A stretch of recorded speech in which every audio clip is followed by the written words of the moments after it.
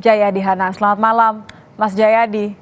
Selamat malam Nitya. Mas Jayadi, kalau dari senyumnya Mas Jayadi kayaknya nggak kaget ya. Ganjar mengatakan ini kayaknya Pak JK beda pilihan. Memang sudah terlihat bahwa beda pilihan itu ya. Tapi kan tetap bersilaturahmi. Kalau tetap bersilaturahmi biasanya ada upaya lain ya. Ini pesan politiknya sebenarnya apa yang ingin disampaikan oleh Ganjar?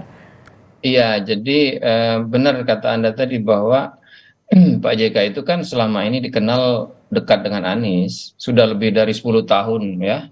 Mereka dianggap dekat dan secara konsisten Pak JK memang mendukung Anies gitu. Dan sampai hari ini saya belum mendengar ada perubahan. Nah, tapi itu kan tetap ada makna di balik pertemuan kali ini, paling tidak ya. Saya menduga paling tidak ada 3 maknanya itu Mbak Nitya. Apa saja tuh? Yang pertama makna simbolik ya. Calon presiden kan memang perlu berkunjung, perlu menunjukkan bahwa dia punya hubungan dekat dengan semua tokoh bangsa kan gitu. Nah, Pak JK bagaimanapun adalah tokoh bangsa, wakil presiden 2 kali, Betul. dan Pak JK juga selalu dekat dengan Ibu Mega kan.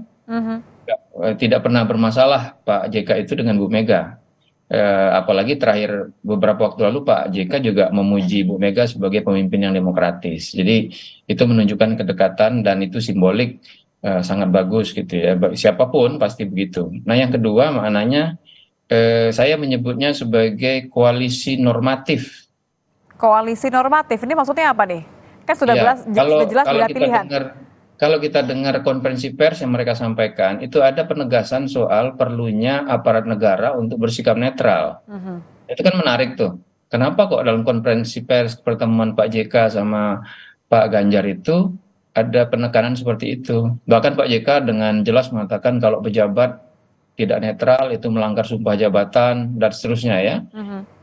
Dugaan saya maksudnya adalah bahwa karena Pak Ganjar maupun presiden pilihannya Pak JK yang diduga pilihannya Pak JK itu kan sama-sama berhadapan dengan calon presiden yang didukung oleh Pak Jokowi kan, yang didukung oleh kekuasaan. Muncul banyak dugaan saat ini berdasarkan apa yang terjadi seperti kasus MK gitu ya, kasus MK bahwa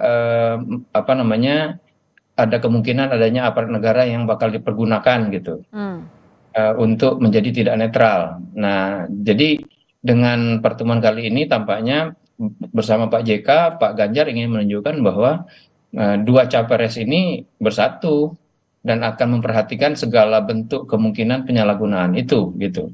Jadi ini semacam warning, semacam pernyataan keras kepada aparat negara secara umum bahwa mereka harus netral, tidak boleh mentang-mentang misalnya capres Prabowo Gibran didukung oleh Pak Jokowi lalu mereka bertindak tidak netral. Itu jadi ini semacam koalisi 2 kubu. Ini koalisi normatifnya, koalisi 2 kubunya sebatas karena Netralitas. ada kritik yang sama, menjaga netralitas, atau maksudnya sampai ke putaran kedua nih? Mohon singkat saja Mas Jayadi. Nah itu makna ketiga, ketiganya bahwa kalau nanti terjadi putaran kedua, selama ini kan kalau misalnya Pak Prabowo masuk putaran kedua, lalu Ganjar masuk putaran kedua juga, maka selama ini berdasarkan data-data yang ada, pendukung Anies kan kebanyakan masih lebih banyak bertahan di Pak Prabowo, tidak ke Ganjar.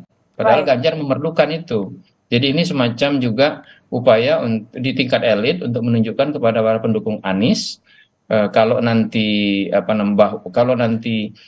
Anies tidak masuk putaran kedua katakanlah begitu, maka pilihan dia adalah juga ke Ganjar, tidak harus Prabowo. Jadi ini semacam pretext untuk membangun hubungan yang lebih bagus di putaran kedua. Dan itu semacam membangun untuk putaran kedua. Ini menarik. Baik, terima kasih Mas Jayadi Hanan sudah bergabung bersama kami di Kompas Malam. Mohon maaf kami harus potong diskusi ini karena kita ada informasi terbaru mengenai akan masuk ke Breaking News Kompas TV. Selamat malam Mas Jayadi Hanan, terima kasih. Selamat malam. Selamat malam.